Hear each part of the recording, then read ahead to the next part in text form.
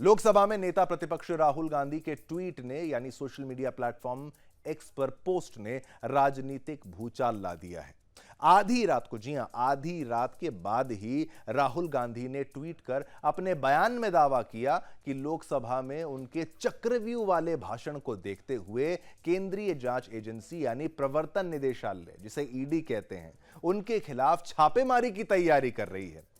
इसके लिए उन्होंने ईडी के सूत्रों का हवाला दिया, साथ ही इसके लिए उन्होंने खुद को तैयार भी रखा है। राहुल गांधी ने लिखा है, इसके लिए मैं तैयार हूं और ईडी का खुली बाहों से इंतजार कर रहा हूं। राहुल गांधी के इस पोस्ट ने राजनीतिक सरगर्मी बढ़ा दी है। बीजेपी सवाल पूछ रही है कि राहुल गांधी अगर भ्रष्टाचार नहीं कर रहे हैं, वो भ्रष्ट नहीं है, तो आखिर वो डर क्यों रहे हैं। इसी पर देखिए हमारी ये स्पेशल रिपोर्ट और मामले की गंभीरता को भी समझिएगा।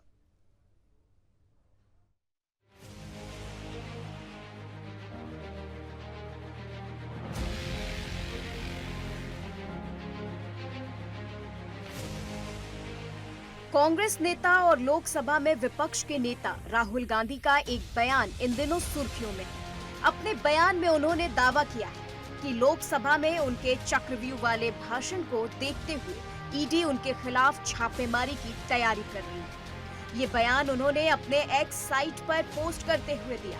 राहुल गांधी ने रात करीब 2 बजे ट्वीट कर लिखा कि उन्हें ईडी के सूत्रों से जानकारी मिली कि केंद्रीय जांच एजेंसी उनके खिलाफ छापेमारी की योजना बना रही है। इसके पीछे उन्होंने तर्क दिया कि उनके चक्रव्यूह वाले भाषण के कारण ईडी छापेमारी की तैयारी कर रही है। साथ ही उन्होंने लिखा कि मैं इसके लिए तैयार हूं और ईडी का खुली बाहों से इंतजार कर रहा हूं। राहुल गांधी के इस पोस्ट ने राजनीतिक सरगर्मी बढ़ा दी है। बीजेपी सांसद निशिकांत दुबे ने राहुल को घेरते हुए कहा, ईडी भ्रष्टाचारी के ऊपर छापेमारी करती है।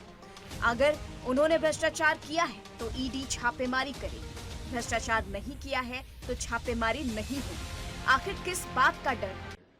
अपने मुंह मियां मिठो। ईडी तो चोर के ऊपर रेड करती है ना, भ्रष्टाचारी के ऊपर रेड करती है। यदि उनको लगता है कि उन्होंने भ्रष्टाचार किया है तो ईडी रेड करेगी, लेकिन यदि उन्होंने भ्रष्टाचार नहीं किया है तो ईडी किस बात के लिए रेड करेगी? कारण यह है कि वायनाड में कांग्रेस के कार्यकर्ता फेल हो गए हैं, कांग्रेस फेल हो गई है, कांग्रेस की नीतियां फेल हो गई हैं और जो इंडी गठबंधन है उसकी सरकार है। आज यदि भारत सरकार नहीं होती तो वायनाड में जो है लोगों का जान नहीं बचता।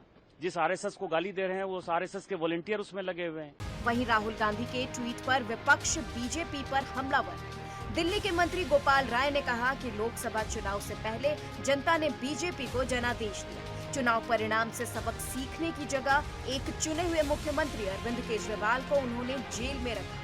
सीबीआई का कांटा फंसाकर उन्हें जेल में रखा गया। राहुल गांधी विपक्ष के नेता हैं और बीजेपी अगर उनके खिलाफ यह षड्यंत्र रच रही है तो ये प्रमाण है कि बीजेपी अपनी तानाशाही के जिद पर अड़ी हुई है। देखिए, ये खबर इस बात को प्रमाणित कर रही है कि भारतीय जनता पार्टी अपने तानाशाही पूर्ण अभियान को लेकर के वो आगे बढ़ने की तरफ अपने जिद पर अड़ी हुई है। लोकसभा चुनाव से पहले देश की जनता ने जनादेश दिया भाजपा को कि देश के लोगों को लोकतंत्र की, संविधान की हत्या पसंद नहीं है। विपक्ष के लोगों पर जिस तरह से टारगेटेड तरीके से एजेंसियों का दुरुपयोग हो रहा है वो पसंद नहीं है। लेकिन चुनाव परिणाम से भी सबक सीखने की जगह जिस तरह से आज पूरे देश के अंदर एक चुना हुआ मुख्यमंत्री अरविंद केजरीवाल को उन्होंने जेल में रखा हुआ है। ट्रायल कोर्ट ने जमानत दे दिया, सुप्रीम कोर्ट ने जमानत दे दिया, फिर भी सीबीआई का कांटा फंसा करके उनको जेल में रखा गया है। और अब देश के विपक्ष के नेता हैं राहुल गांधी जी, उनके खिलाफ अगर षड्यंत्र भाजपा फिर शुरू कर रही है तो ये इस बात का प्रमाण है। तेज हो रही है राजनीति के बीच बीजेपी अब सवाल पूछ रही है कि राहुल गांधी अगर भ्रष्टाचार नहीं किया है तो डर क्यों रहे? Bureau report, Sudarshan news.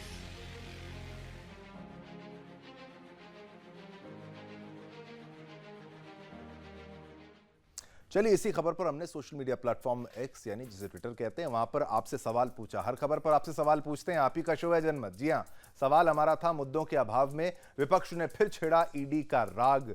90% लोगों ने हाँ में जवाब दिया है, 10% लोगों ने ना में जवाब दिया। बहुमत ये मानता है कि मुद्दों के अभाव में विपक्ष ने फिर छेड़ा है ईडी का राग।